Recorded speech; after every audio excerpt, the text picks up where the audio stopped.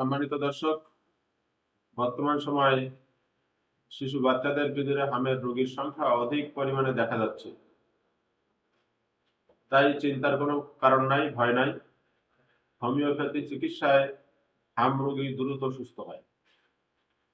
হাম রোগী চিকিৎসায় প্রাথমিক পর্যায়ে, প্রথম পর্যায়ে বেলেডোনা ঔষধটি বেশি কার্যকর হয়। কিভাবে বুঝবেন যে এই রোগীর ভিতরে বেলেডোনার লক্ষণ আছে কিনা?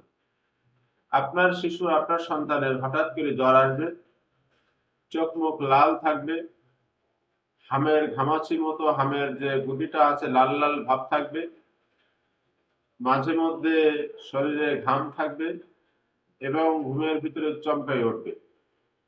এই কয়টি লক্ষণ যদি আপনারা আপনার সন্তানের ভিতরে দেখতে পান, তাহলে বেলেডোনা ঔষধটি 30 শক্তি অথবা 200 শক্তিতে দিনে 2 থেকে 3 বার খাওয়ালেই আপনার শিশু দ্রুত সুস্থ হবে ইনশাআল্লাহ।